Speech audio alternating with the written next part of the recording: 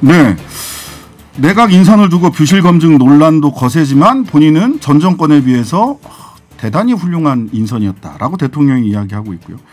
또 민주당은 전당대회 룰을 두고 갈등이 폭발하고 있고 그래서 이재명 의원은 이번 주에 출마 선언을 한다고 했던 것 같은데 진짜 출마 선언을 하는 걸까? 여러 정치권 이슈들 우리 이동영 작가와 함께 짚어보겠습니다. 어서 오십시오. 네, 안녕하십니까. 예, 처음 오셨죠? 그렇죠. 네, 뭐 같은 시간에 다른 방송국에서 방송하다 보니까 네, 이 스튜디오는 처음입니다. 네, 반갑습니다. 예. 저도 이 방송 시작하기 전에 예. YTN에 가서 방송을 하다가 예. 이렇게 앉아서 방송은 처음 하는 것 같아요. 그러니까요. 예, 네. 반갑습니다. 반갑습니다. 아니 근데 엊그제 보니까 옆 동네 가가지고 예, 동시간대 1위 하시라고 얘기하셨더라고요. 서운하게. 지금 제가 그날 KBS, MBC 한 바퀴 돌았는데 네. 유튜브 조회수 50만 넘게 만들어주고 왔습니다. 그럼 여기 100만이네. 우리. 되겠죠, 뭐. 예. 네, 알겠습니다. 뭐 신장식의 신장개업은 그 동시간대 1위 말고 네. 탑10 하시기 바랍니다. 탑10. 네. 모든 프로그램 중에 탑10. 네. 알겠습니다. 감사합니다. 100만 예, 한번 찍어보겠습니다.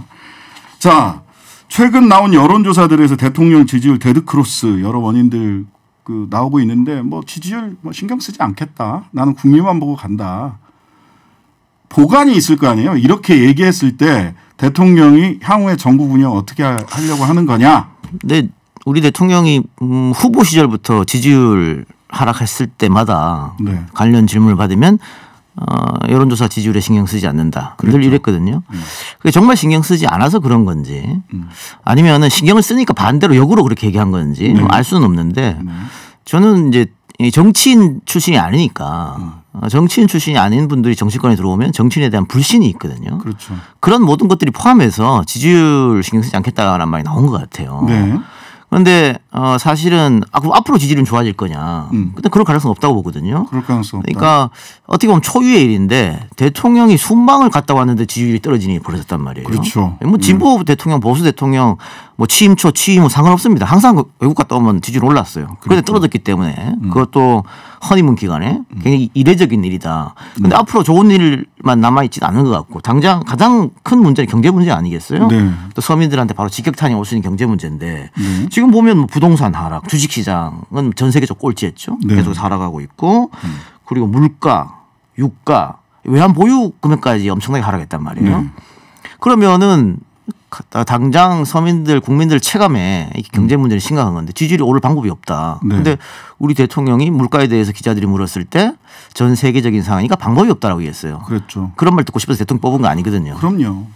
그러면 더 떨어질 것이다. 그런데 이렇게 계속해서 지지율이 떨어지면 국정 동력은 약화되는 것이고 네. 정치인 출신이 아니니까 대통령과 대통령 본인들 또 대통령 주위에 있는 검찰 출신 인사들은 그렇게 큰 신경을 쓰지 않겠지만 국민의힘 그러니까 정당과 정치인들은 당연히 신경 쓸 수밖에 없어요. 그럼요. 게다가 2년 후에 총선이지 않습니까? 네. 1년 전부터 총선 1년 전부터 총선 국민으로 들어간다고 봐야 돼요. 그럼요. 대통령 선거보다 내 선거가 더 중요한 거거든요. 국회의원들한테는. 그렇죠. 그러면은 이제 청와대라고 안 부르니까 뭐라 부릅니까? 대통령실. 대통령실가 각을 세울 수밖에 없다. 그럼 지지율은 또 떨어진다. 네, 네. 그래서 과연 보관이 있느냐? 딱 하나밖에 없어요. 그러니까요. 사정정국. 네, 그렇게 보여요. 지금 검찰들 인사한 거 보면. 사정정국에 맞춤 인사를 했고 네. 그런 사람들이 대통령 옆에 포진해 있지 않습니까? 네. 그렇게 됐을 때 우려할 수밖에 없죠. 아까 제가 말씀드렸다시피 경제 문제가 지금 상당히 어려운데 네. 이 어려운 경제 문제에 올인해도 모자랄 판에 사정정국으로 돌아가 버리면 네. 경제는 그러면 좀 등한시하겠다는 거 아니겠어요? 네. 그러면 정말 우리 사회에 불필요한 갈등이 다시 폭발할 때고 정치로 인해서 경제가 다시 뒤처지는 네. 그런 현상이 일어날 수밖에 없다. 걱정되는 거예요. 네. 근데 이제 사정정국에 들어가면 일부 지지율이 오를 수 있잖아요. 예전에 노태우 대통령도 지지율 떨어지니까 범죄와의 전쟁 뭐 이런 거 하고 MB 때도 지지율 떨어지니까 노무현 대통령을 비롯해서 사정정국 드라이브를 걸면서 일부 지지율을 회복했단 말이죠. 이번에도 그런 방식 이제 과거 학습했던 보수 정권 때 학습했던 게 있으니까 이번에도 그렇게 사정정국으로 들어가면 지지율이 다시 회복할 수 있을 거다. 더 이상 내려가는 걸 최소한 막을 수 있을 거다. 라는 생각을 할 수 있지 않을까요? 이번에도 그게 또 통할 수도 있고. 그러니까 노태우 정권 때 말씀해 주셨는데 범죄의 전쟁 말씀하신 것 같은데 그렇죠. 그때는 우리가 개도국 상황이었잖아요. 네. 그러니까 정권에서 마음 먹고 사정정국으로 들어가도 네. 관료들이 알아서 경제하고 네. 어쨌든 매년 2자릿수 경제 성장하고 했던 시기예요. 네. 지금은 그렇지 않아요. 이걸 전 경제를 등한시하고 사정에 올인하면 정말 국민들도 모두 다 불안해집니다. 네. 그렇기 때문에 경제를 좀 등한시하고 사정으로 갔을 때는 지지율이 오히려 더 빠질 것이다. 더 빠질 것이다. 그리고 21세기 국민과 20세기 국민이 또 다르지 않습니까? 네네. 과거 생각하고 그대로 과거에 이렇게 했었을 때 지지율 올랐으니까 우리도 하겠다? 이건 굉장히 나이브한 생각이에요. 나이브한 생각이다. 사정정국으로 지지율 복원 어려울 안 것이다. 됩니다. 네. 안 된다. 아예 딱 잘라 말씀을 하셨어요. 자, 원구성 협상 관련해서 간단하게 여쭤보겠습니다. 지금 국회의장단 선출하고 나서 상임위원회 관련해서는 원구성 협상이 또 지체되고 있고 법사위원장과 사개특위 이게 마치 그 협상의 대상, 교환 대상인 것처럼 지금 언론에서는 다뤄지고 있어요. 뭐 정치니까 네. 협상은 언제나 있는 것이죠. 네. 그런데 뭐 사개특위는 지난번에 합의를 했는데 네. 뭐 우리는 그거 한번 깼으니까 해당 사항 되지 않는다. 국민의힘은 그런 주장인데 사개특위보다는 결국은 법사위원장을 누가 가져가느냐. 네. 뭐 이거잖아요. 네. 뭐 민주당도 당신들이 합의를 한번 깼으니까 우리도 깨겠다. 뭐 이런 것이고. 그런데 전국을 운영해 나가는 주도권은 여당이 쥐고 있는 거고 네. 무한 책임도 여당이 지는 겁니다. 네. 야당이 지는 거 봤습니까? 여당이 지는 거예요. 그러면 예. 지금 오히려 몸 달아서 야당한테 만나자, 협상하자, 양보를 더 내봐라. 우리도 한번 양보해볼게. 라고 해야 되는 국민의힘인데 그런 게 안 보이잖아요.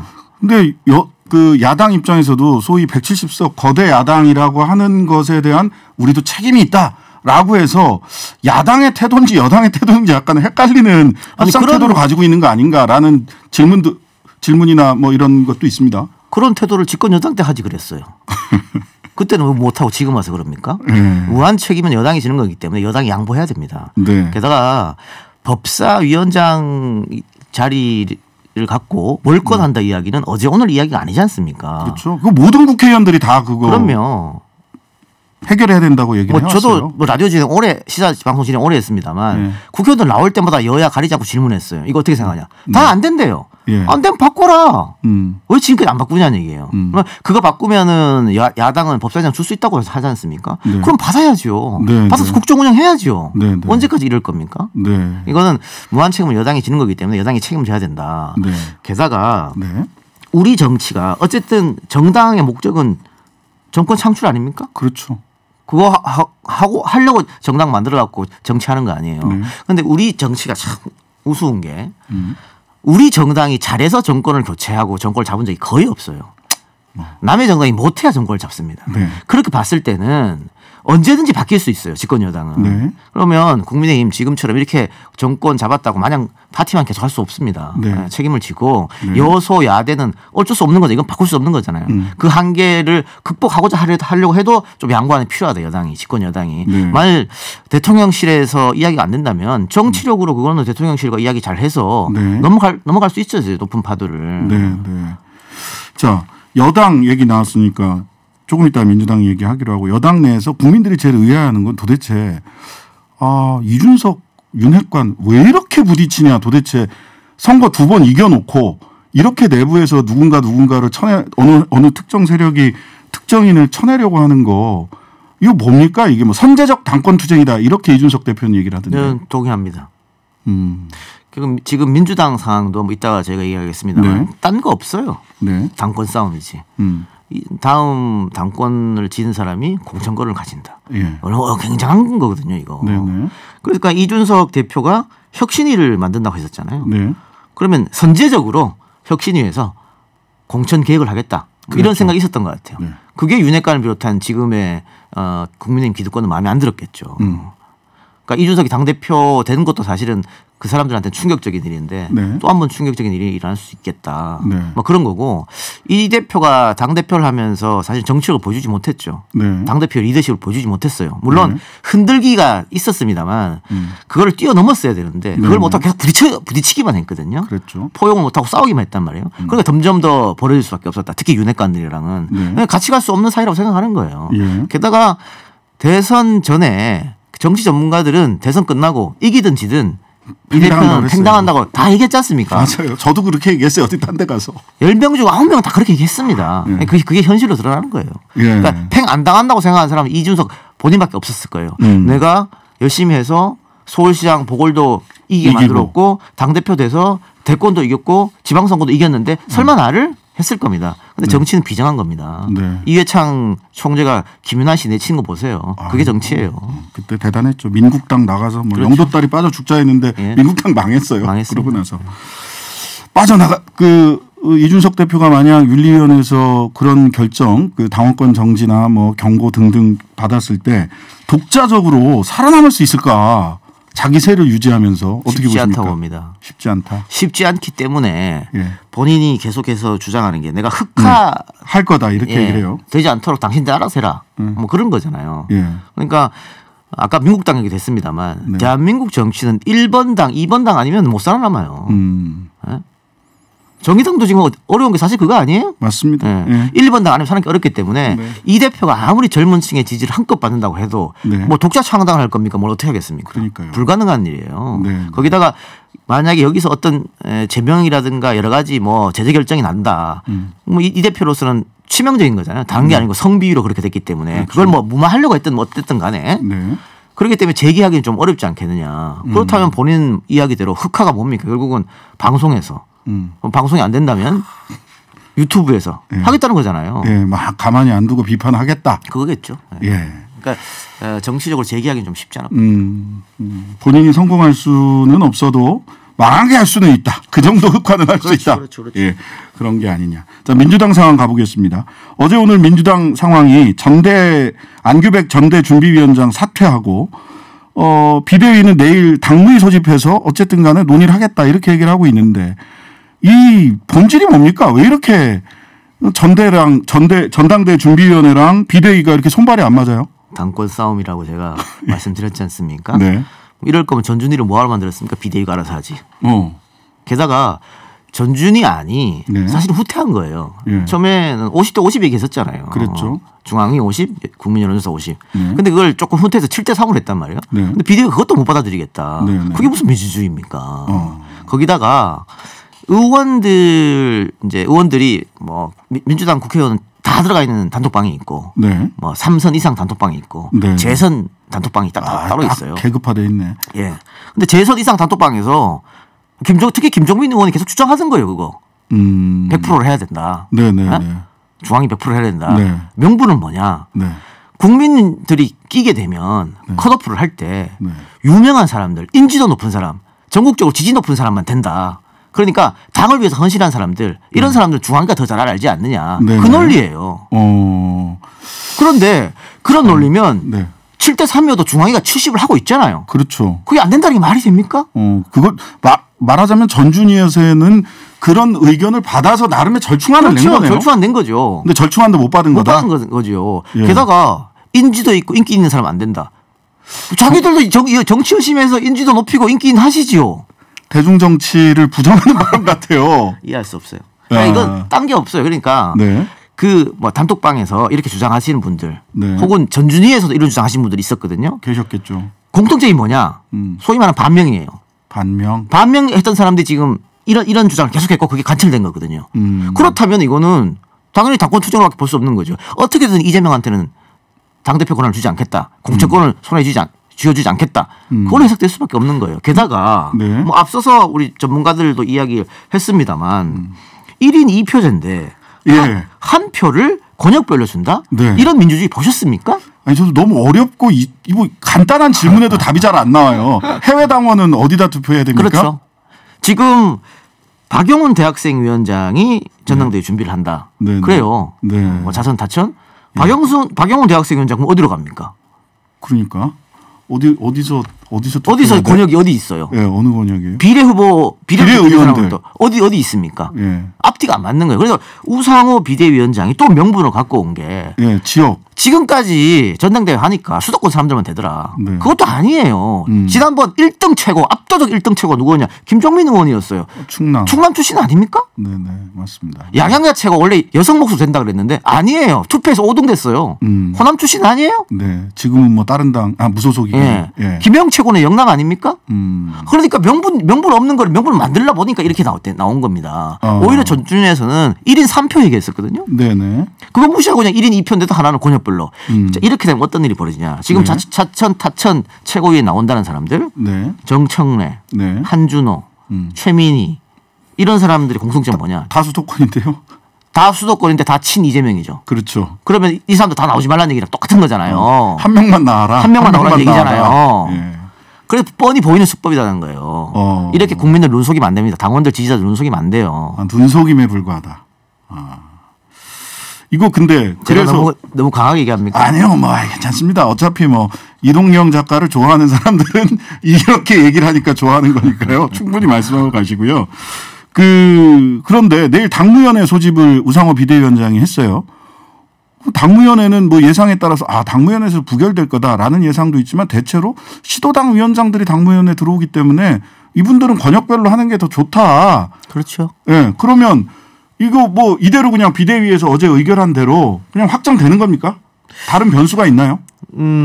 지금 지지자들과 당원들의 반발이 굉장히 거세거든요. 네. 이거를 과연 뚫을 수 있을 것인가. 네. 그러니까 지금 비대위 지난번 비대위도 마찬가지지만 네. 당원과 지지자와 국민이 뽑은 비대위 아니잖아요. 그렇죠. 예. 그렇게 해서 얻은 선출직 권력이 아니잖아요. 네. 하늘에서 뚝 떨어진 권력 아닙니까? 하늘에서 뚝 떨어진 권력이 이렇게 마음대로 해도 되느냐. 네. 이런 반발이 있을 수밖에 없습니다. 게다가 네. 지금 당원들이 전당원 투표 붙여라. 네. 뭐 이런 서명운동까지 하고 있거든요. 네. 그러니까 민주당이 어떻게 보면 참 비겁한 게 지난번 보궐선거 때 네. 당헌에는 우리가 잘못해서 보궐이 생겼을 경우에는 후보를 추천하지 않는다. 그랬죠. 했잖아요. 예. 근데 그때 논란이 되니까 전당원 투표 붙였어요. 그래서 서울하고 부산 출마시켰죠. 했죠. 전당원들이 예. 하라 그러니까. 예. 그러니까 정치인들 빠져나가는 거예요. 네. 아니 우리는 약속을 지키려고 그랬는데 당원들이 하라니까 어떡하냐. 당은 당원들 거니까. 그래서 전당원 투표 붙였다. 네. 그렇게 했잖아요. 그랬죠. 지금은 자기들 기득권을 지켜야 되지 않습니까? 네. 이거는 전당원한테 안 물어본대요. 자기들끼리 하겠대요. 얼마나 비겁한 일입니까? 앞뒤 안 맞고 비겁한 그렇죠. 일이다. 자, 비대위 얘기 나왔으니까 박지원 전 비대위원장 나는 지난번에 그 비대위원장 선출 당시에 피선거권 이미 부여됐는데 왜 피선거권 없다고 하느냐. 무슨 유권 해석을 본인이 합니까? 뭐 그렇게 얘기를 해요. 예. 예. 그다음에 본인이 이재명 의원 뭐가 두렵냐. 이재명이랑 무슨 상관이죠? 김남국 의원이 얘기하는 거 보니까 이재명의 뜻이다 이렇게 이거 얘기를 하더라고요. 우상호 비대위에서 결정한 거지 않습니까? 네. 자격 없다. 네. 근데 방금 우리가 쭉 얘기했습니다만 네, 네. 지금 비대위에서 결정한 것들이 이재명한테 유리한 겁니까? 아니잖아요. 다 이재명한테 불리한 거지 않습니까? 근데 비대위에서 다른 건 다 이재명에게 불리하게 결정하고 네. 박지원 것만 이재명한테 유리하게 결정했다. 그런 논리가 어디서 성립이 됩니까? 네. 성립 안 되는 이야기예요. 성립 안 되는 얘기다. 네.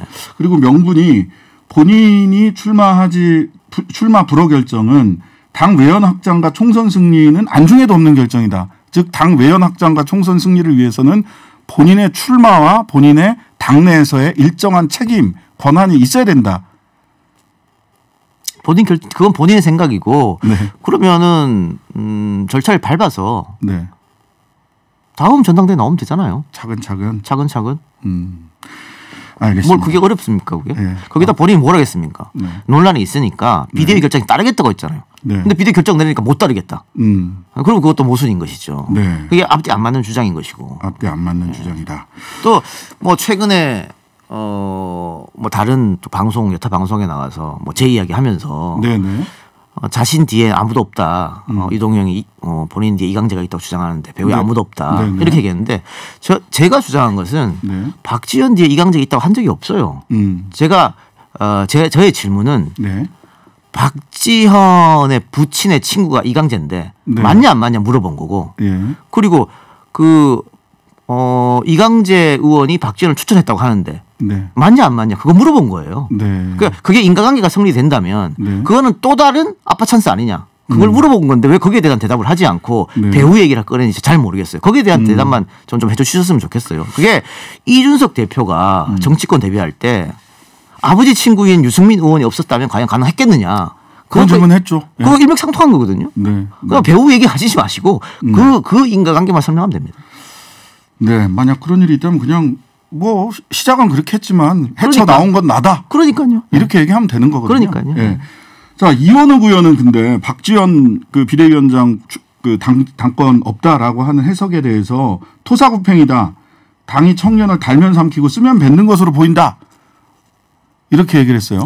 그 토사구팽이라는 단어가 오늘 조선일보에서 등장했거든요. 네. 박지원 내치는 건 토사구팽 아니냐. 네. 근데 지금껏 박지원 씨가 비대위원장이 있으면서 뭐 진보 진영 커뮤니티라든가 네. 진보 진영 언론에 박수 받은 게 아니고 보수 진영 커뮤니티와 보수 언론으로부터 박수 받았습니다. 네. 그럼 그거는 박지원 비대위원장이 잘한 처사인가? 그걸 살펴봐야 되는 거죠. 네. 소위 말하는 적진에도 환영하는 비대위원장을 그게 잘한 비대위원장이냐? 반문할 수밖에 없는 노릇이죠. 사냥 제대로 했냐? 그렇죠. 예. 자, 오늘 아침에 강훈식 그 의원 당대표 출마하기로 했잖아요. 그러면서 이재명 의원이 아직도 출마 결심이 선 게 아니다. 108번내, 18,000번내 중이다. 할지 안 할지 잘 모르겠다. 이렇게 얘기를 해요. 강훈식 의원이야 이재명 의원이 안 나왔으면 좋겠다고 생각하니 그런 말 하겠죠. 예. 그래서 이재명 의원은 출마 결심을 지금 한 것입니까? 한 건가요? 뭐 다른 방송에서 제가 언급했습니다만 네. 반명들의 작전을 잘못 짰다고 저는 봤는데 아, 그래요? 나올 수 밖에 없게 만들었다. 예. 그런데 지금 출마 선언을 하게 되면 당이 또 굉장히 내분으로 시끄럽게 갈 거 아니에요. 네. 지금 뭐 국정 지지율도 그렇습니다만 정당 지지율도 데드크로스 났다 이런 얘기 있지 않습니까? 네, 네. 이 상황에서 이재명 때문에 또 지지율이 떨어질 수 있으니까 뭐 그런 고민을 할 것 같아요. 또 하나 네. 어제 이제 전준희 비대위 결정이 났는데 그 결정을 보고 판단할 가능성이 높아요. 그러니까 내가 당 대표 됐을 때 네. 내가 권한을 마음대로 휘두를 수 있겠느냐? 네. 아니면 정말 식물 당 대표가 되겠느냐? 네. 그 판단을 할 수 있는 거죠. 또 최고위원회 구성과 관련돼서 그렇죠. 룰이 어떻게 결정되느냐 그렇죠. 그 문제라는 거죠. 그러니까 처음에는 단일 지도체제나 집단 지도체제냐 갖고 좀 왈가왈부가 이견이 있었죠. 있었잖아요. 예. 근데 집단 지도체제 문제 있다고 해서 단일 지도체제 바꾼 건데 다시 집단으로 가자는 것은 당대표 힘 빼기밖에 안 되는 거잖아요. 그거는 이재명이 나오는 전제 하에 집단으로 가자는 얘기였거든요. 예. 근데 뭐, 근데 그것도 이제 막히니까 네. 그러면 단일성 지도체제를 하되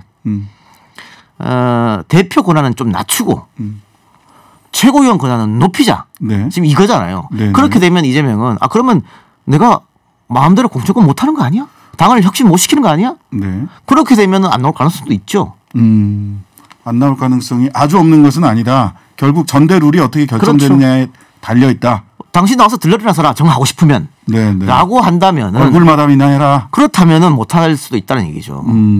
그러니까 이재명은 거의 모든 세력이 반대하는데 네. 그걸 뚫고 내가 책임 정치 이런 것도 책임지는 것이다. 내가 네. 대표가 돼서 당을 바꿔보겠다. 네. 이런 생각이 있는 것 같아요. 네, 네. 그런데 그 권한을 다 빼버리면 그럼 명분이 사라지는 거잖아요. 네, 네. 그래서 고민을 또 결단의 시간이 조금 더 길어질 수밖에 없는 그런 노릇이 아닌가 싶습니다. 예, 전대 룰 결정 여부에 따라서 결단의 시간은 조절이 될 거다. 자, 당심은 압도적이고 이 의원의 독주를 꺾을 후보는 없다. 어차피 나오면 되는 거다. 나오면 무조건 됩니다. 이변은 없습니다. 이변은 없다. 네. 97들 없습니다. 이변은. 예. 그 컷오프 되고 나면은 이제 뭐 그 후보 단일화 할 수도 있고 뭐 서른 의원이나 이런 분들은 놀라운 결과가 나올 수 있는 거 아니냐 이렇게 예측하던데. 제가 정치권에 들어와서 네. 정치평론 10년 이상 했는데 네. 이렇게 화근한 적이 없어요. 그렇기 때문에 반명들이 자꾸 룰을 바꾸려고 했던 거예요. 네. 그러니까 본인들도 알아요. 이재명이 나왔을 경우에는 뒤집기가 네, 쉽지 어렵다. 않겠구나. 그래서 조금의 어떤 가능성도 있다면 홍영표 전해철 의원이 안 나오지 않았을 거예요. 네네. 두 사람이 나와서 단일화를 시도했겠죠. 97은 다른 이야기고 네네. 지금 굉장히 어려운 상황이에요. 그러니까 반명이 똘똘 뭉쳐도 뭐 당심은 압도적이기 때문에 그리고 대의원 비율을 줄였다고 합니다만 네. 대의원들도 네. 압도적으로 이재명을 싫어한다? 네. 그렇게 볼 수 없거든요. 네. 그래서 저는 이 부분에 있어서는 97이 아무리 바람을 일으킨다고 하더라도 이재명을 꺾기는 좀 쉽지 않아 보인다. 결국 이재명은 상수인데 결과적으로 이 전대 룰 본인이 실제로 정당 개혁에 나설 수 있는 정도의 권한을 가진 대표가 될 거냐 여부를 보고 최종 판단할 거다. 그게 핵심일 겁니다. 네, 지금까지 이동영 작가였습니다. 감사합니다. 고맙습니다.